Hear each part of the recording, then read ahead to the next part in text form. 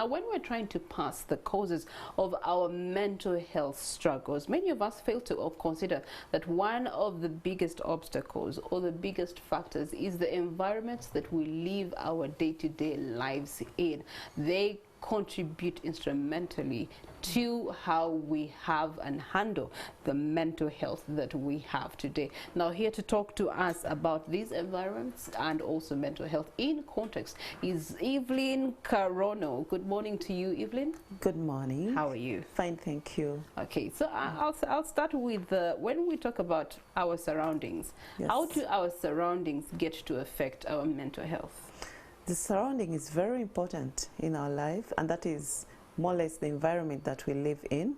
It involves the people we live with, the nature of life. Is it a noisy place? Is it a sane place to live?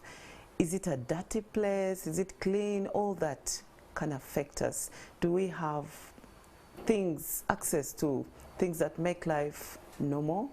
You know, all that can affect someone's health, both of course mentally and physically. Yes. Okay, and what do you deem a conducive environment for someone to have good mental health? A conducive environment would be a place or an environment where one is free to express themselves as a human being, and also they live fairly a good life. Maybe there's green, it's accessible, the neighborhood is good, different from where there's a noisy neighborhood, maybe bangings or fighting or, you know, dust. All those things generally make up either bad or good environment. But the best would be, it's a good, conducive, silent place, not so quiet. My interpretation of that, Evelyn, is that you're telling us to move from Kamocha to Upper Kololo, which social structurally does not make sense, and it's impossible. It's certainly Upper Kololo. There are other places. I mean, I'm just giving reference. It's just direct Kamocha, Upper Kololo. So it cannot, because it's where in Kololo is where you have the grade. In Kamocha you have the noise that you're talking about. In Kololo is where you have the freedom of speech. In Kamocha you don't get to have the freedom of speech. You are getting to see mothers shouting down at their children, shopkeepers talking over each other, a lot of non-building or constructive conversations going up about this environment. So when you look at a developing country like Uganda, we can't control our environments. It's where we are. We can only hope that we get out of the environments. But the challenge then, I believe, in relation to when you step out of that environment, the impact and the effects of the environment go with you. So even if you find them in Upper Kololo, they'll still be loud. They'll still want to associate with some sort of noise. And so how do we get to detach people from the poor environments that have affected their mental health? There's help. They say that behavior is learned and it can be unlearned. True, the person, maybe a child, could have grown up in a messy environment. And like you said, of course, our socio-economic life sends us to that. But if this person changes an environment, it may not be the rich environment. The reason why people would live even very closer to the city is because maybe transport, you can walk, but there are further places out of the city that are not as Kololo, not as expensive as Kololo, but better. Usually the environment shapes someone. I mean, if someone has been in a noisy place and gets a silent place where people, you know, there's sound. He'll be the noisemaker in that place. He'll be the noisemaker, but then the standard of the place might help them to say, oh, here I think I'm supposed to behave like this, you know. They'll learn from other people. So people can change if they are exposed to better environments that can shape them up. Okay, the narrative also is that you can take a person out of Chiboga, but you can't take Chiboga. It's hard to take the Chiboga out of that person. As a counselor, how do you get to deal with this? What tools do you get to apply to actually help people? You know, actually the tools are person tailored. So it depends, you know, we deal with people according to their age, according to where they're coming from, the environment, the background. So it will enable me to use a tool that is appropriate. If I'm dealing with a teenager who is coming from a rowdy place, of course I'll first go right where the teenager is. We meet at the common ground and help the teenager to understand that, yes, this is what you've known all your life, but you can learn. Of course, learning does not take place in one day.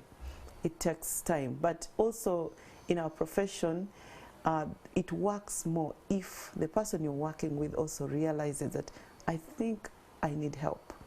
I have a problem. But if you only start telling a person, you see, you can be this and that, then you are dictating upon them, and then they will not even take what you're saying, very important. But if they come for help, or someone refers them to you, you help people from where they are and at what level they are. It may not happen immediately, but then at least the person will have got some support than not getting at all. Some people are only, I would say, ignorant of the right things, because like we say, the environment is very powerful.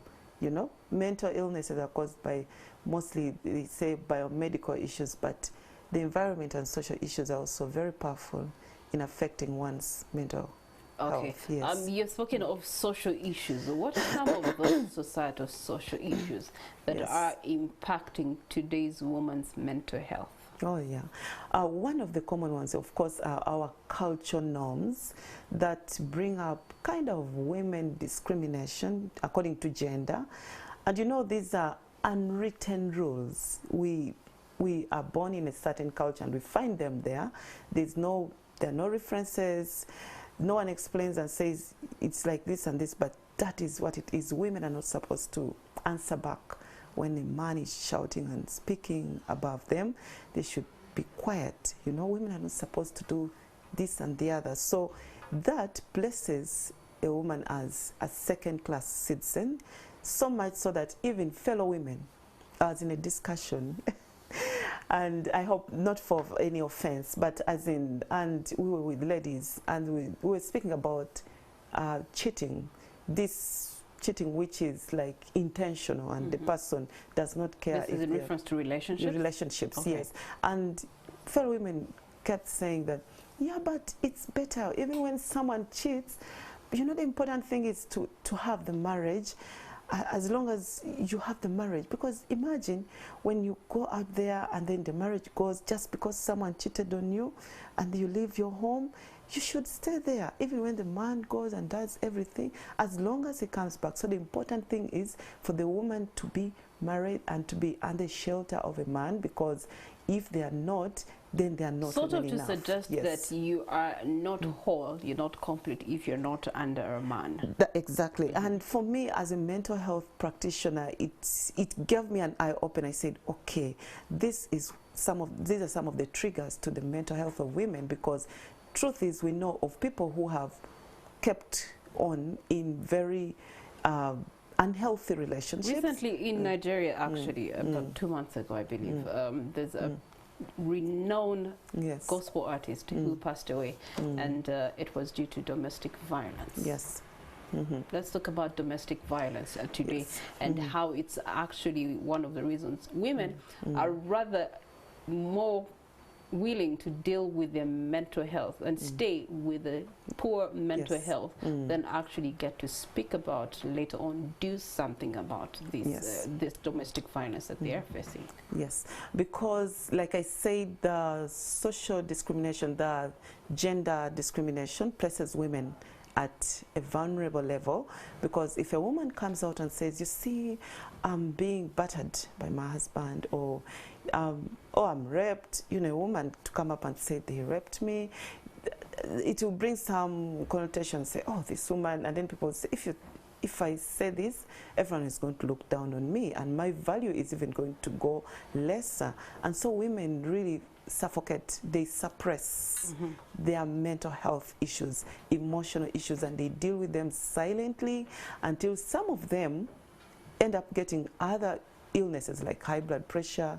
They even end up dying, but someone is dying just because of the emotional issues that have grown to an extent that they cannot, you know, they've not got help earlier. Mostly by the time a woman comes for support, they come when really it's too much, you understand, like somehow it is even too late. You're like only doing, I don't know, like, you know, because of the talk. I do a lot of school counseling, and just in line with social norms, especially in the high schools, and I've met stories that can bring a teardrop when you're speaking to young girls. Please do share with us one of those stories. Yes, one of them, I think I've met over about 5 girls telling me stories of being sexually abused by their caretakers. Some of them, you know, important people in a home, maybe sometimes uncles, cousins, or a stepchild, or an auntie who has brought a young girl to help her from her house. And when I tell the children that, but you have to report this at the police, say, but where will I stay? And then when I report, even I'll get embarrassed.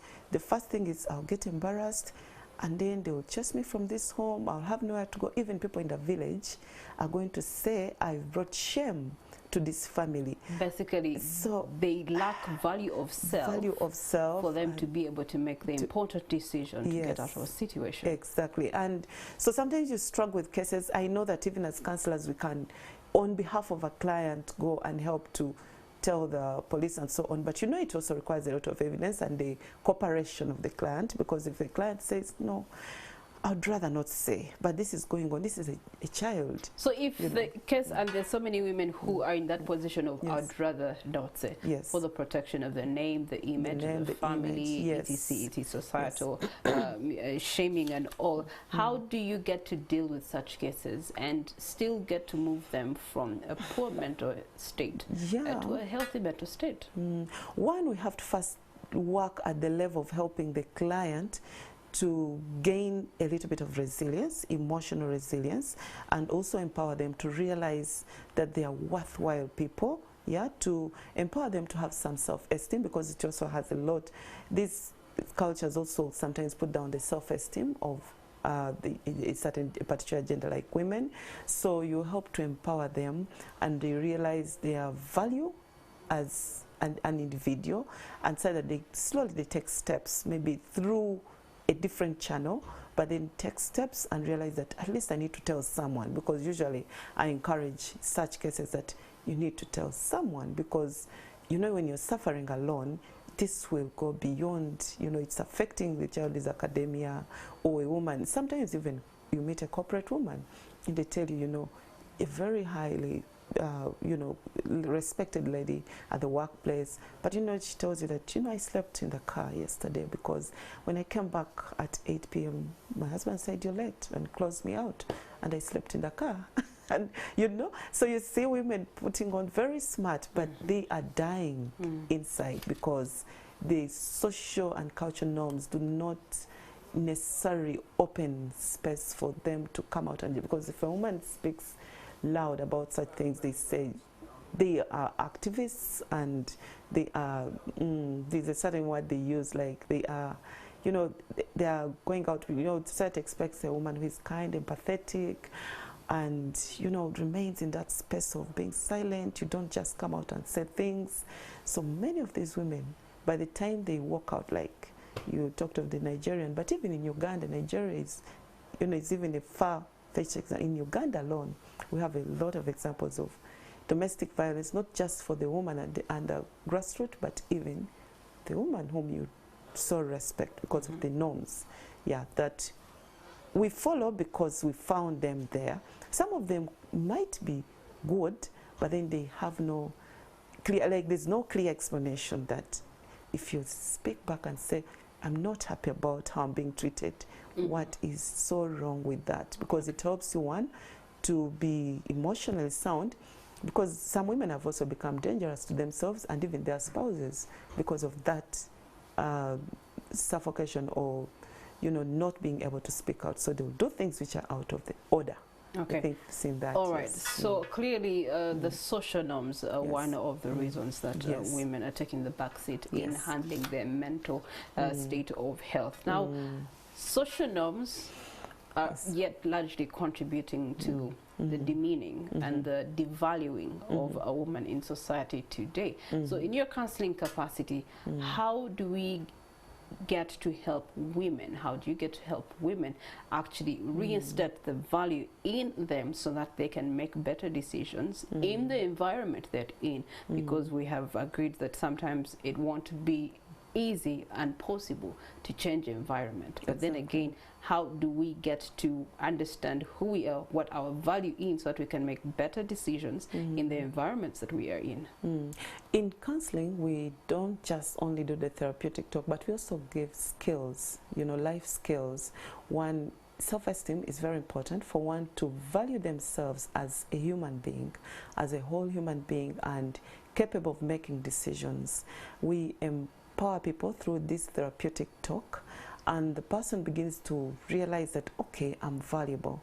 I can speak. Maybe I've been keeping quiet because I was told that you should be quiet with no explanation. You know, it doesn't mean that we're saying that women are going to be all over, you know, becoming, you know, making noise here and there or shouting at men. No, but then being able to communicate in a way that you're understood and knowing which are your rights as a woman and where is your position in your family, what are your roles, okay? If someone gets to understand their roles clearly, and then the roles of the other person they're living with, whether a husband or whoever it is, it's very important. So we really do more of empowering and offering resilience skills to such people when we meet them, so that even where they are, in the environment where they are, they can be able to help themselves when they reach certain states of life where they're emotionally down because of some of these cultural norms or the environment that they are living in. Yes. Okay. All right. You've mentioned skills. What are some of those skills that you actually get to apply on your clients that get them to move from this place to, you know, a better position? Most of them, like I said, self-esteem itself. It's a large, you know, someone might be there and say, but I'm nothing, I can't do anything even. I can't work, I didn't do this. And then you tell them that even where you are, you can do something. Some women are told not to go to work, maybe because either the man fears that when they go to work, they'll be overexposed, you know, and that might not be very easy to change and influence. And so you tell the lady, what else can you do when you're there in your house? Do you have maybe a smartphone? You know, we speak about practical things that are easy for someone to be able to do. Can you do business maybe on a smartphone? Can people meet you where you are? If this person doesn't want you to move out, sometimes there are simple things as that. If someone is told, do not leave this house, and then someone leaves the house, maybe stealthily, and then that will cause domestic violence. So because the person is not ready maybe to leave this home and this is where they are, they still love their marriage and so on. So you help them to live within this place, but this time around with an understanding, not just, you know, suffocating fear, and also being able to share, to speak out, okay, to people who will help them, not to speak out people who are going to, you know, make it even worse, okay? Yeah. All right. Last 2 weeks ago, we did a story on a young girl, a 12-year-old, who took her life. Yes. Reason being is that her father had told her she wouldn't go back to school. He didn't have the school fees to take her back to school. But in the way he delivered that message to that young girl caused her to feel less unworthy and not important enough to take her matters into her own hands. And also, the other thing that the father did, as it was stated from the story, is that the alternative for her not to go to school was to go and do hard labor, which is child labor in this case, if she wanted to go to school. And so things did not go down well, and today she is no more. That's a family that has been broken by that. Let's talk about parents. All of us are going through post-COVID-19 economic crisis challenges, and people are handling them in different ways. Let's talk about how parents are actually pressing all their pressure onto the children by how they talk, how they act, how they get to address issues in the family setting or the home setting, and what are some of the remedies you recommend to these parents today? Well, parents ideally are supposed to be the experts of their children, one, because they understand them more, and they're the ones who stay with their children most of the time, and also their children trust them more than any other person in this world. But unfortunately, either, like we talked about environments, sometimes parents also are carrying on things that happen to them as children, where they grew up from. What they saw is exactly what they carry forward to their own children. Say, for example, children also differ in behavior and personality. So if a parent, you have a child who is an introvert already, and then you place too much on them, maybe already they do not know how to express themselves to you, and then you come with a lot of energy, and you know, you want this child to do, maybe because of the problems that are weighing you down. Children usually are vulnerable because, I mean, they are young. By the mere fact that they are young, their parents have a lot of power on them. So the parent will use their power wrongly and either cope through being very rough to the child and feeling that maybe that's how they can manage to pass on behavior and character. But these children, because we speak to them, some of them will tell us that, you know, how we should speak to my mom or my dad to treat me like a human being. Like, I understand. Even when they just speak to me and tell me that you're supposed to do this and this, I understand. Yes, we know that children might be difficult, but it's also it is a stage in life where a child can become either difficult. So parents need to learn the changes of stages in their children, how a 2-year-old might behave, how an 8-year-old, 10-year-old, 14-year-old, 20-year-old, all those stages are different. Unfortunately, someone will speak to a 16-year-old the same tone of voice that they used to speak to a 6-year-old. And these children can differentiate.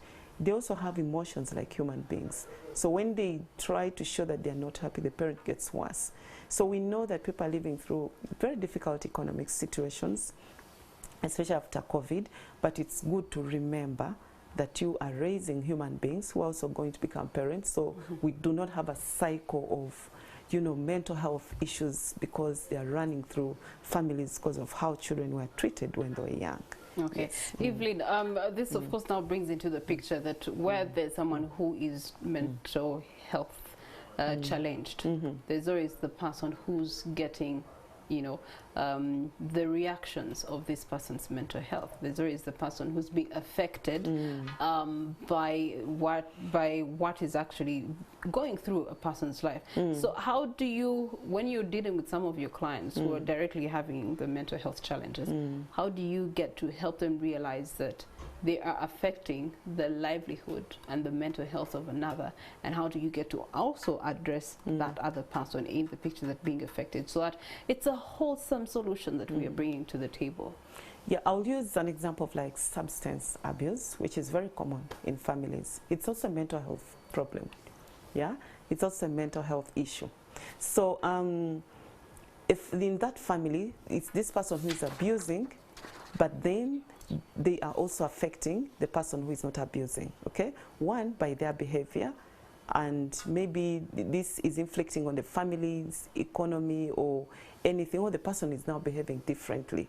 So we help both. We help the entire family, generally speaking. That's why we call it sometimes family counseling, okay? We deal with the person who has the problem, but also deal with the people they are staying with, because they are directly affected by this person's behavior. They get, sometimes we call it vicarious stress, you know, they get stress out of living with someone who has mental health issues, okay? So there's no way you can deal with only one. If you deal with only the person who's affected, then the person who is not affected will also have issues, okay? So it's very important to deal with the family as a whole, help the support systems of the person who is sick so that they can be able to support them if they are stressed, because they are, the mental health of this person stresses these people. They will not support the person very well because they themselves are also getting stress. So you help them as a whole. You help this person and also help them to learn what this person is suffering from and learn how to deal with them. Okay. Yes. All right. Evelyn, the other interesting angle to this conversation of mental health is usually it's, you know, categorically placed gender-based. But now we've seen cases as having a conversation earlier on with Elizabeth. Woman to woman has also become another thorn to each other in the workspace, especially where you do have a woman in position of power. And for some unspoken reason does not like you. So they will do everything in their power to frustrate you. How do you help such women, or what can you tell such women? How can they defend themselves, protect themselves in such workspaces? Yeah, like there used to be a saying that unlike poles attract and like poles do not what? Attract. So I don't know, it may not be the same with men, but for by nature that women are more operate at an emotional level, okay? And so because they operate at an emotional level, they operate at how you treat the person is how they will treat you back. You know, sometimes they have fears, you know, unnecessary fears. Maybe this person might be more good looking than me, or this person might be more powerful, or they are threatening my position. There are all those fears. So one, you help the person, because sometimes it's this person who will come for support, the one at the receiving end. And you help them, one, how to deal if it's a boss, because I mean it might be a job and you're not going to leave your job because this person is a stereotype and so on. So you will have to learn how to deal with this person, because in most cases women operate at an emotional level. They can be very good at one point, but they can easily be, you know, get off quickly. So it's good for someone to understand, how does this person, what annoys them most? And then those ones who are bosses, you know, sometimes when you frustrate one person under you, you also get the frustration back. So we also help people who are in power and position, that usually people who are under you, when they are very frustrated, I don't think you sleep well. At the end of the day, you get still the vicarious trauma that they are going through. You think about it, yet you don't know how to say it because of your position. So sometimes I used to have a boss who was very good. Okay, he was a man, but I learned something from him. He used to say that do not use a lot of energy when you're managing people. Like, don't use too much, like your mental faculties, and you get so stressed because you want to manage people. But you can be smart, you know, learn. People are different. Yeah. We behave the way we behave because of our personalities. The other way this particular thing actually also crops up is, and this one I tested it, you know, you deal with different clients. So there's a client that we had, and the account was being managed by a lady. So lady to lady, I was really frustrated all the time. The way they were responding to me and, you know, having me do things in a tough manner. So one of my colleagues said, you know the problem, it's because it's woman to woman. So I said, are you sure? I said, yeah. So I tried it out. I got another colleague to be part of this conversation. I said, no, you know what? You take front, let me take back seat. You let me know how it went. But I gave them the theory of, I am told it's woman to woman treatment. And guess what? This guy comes back and gives me feedback. I was treated very well, nicely, and good enough. He had always had the conversations we had had, and this is work related, by the way. And so he was confused. Like, so it is true, you women have problems with each other. She treats me nicely. She gave me a cup of tea, and then we talked about things smoothly. They came up with a solution that I had been pushing for longer. For them, it came instantly and immediately. So there's also that angle of there's just that. I don't know if it's chemistry or something, but it's something that a lot of women are also facing in the workspace today. And workspace is an environment that we also have to talk about. So how do you address that in your capacity? For me, I still go back to, like, there are things which may not change about women. Like, women operate at an emotional level. So one is to understand yourself very well. What is your weakest point and your strongest point? If you know that this person is, and also personalities differ. There are women who are calmly. I've gone to places and they say, this boss, this lady is very motherly at heart. Maybe it can come with age, but also the personality of the person, the self-esteem. You know, most of those things have a lot to do with someone's self-esteem. Someone who with an endangered self-esteem might be very uncomfortable with people and might make other people's life difficult.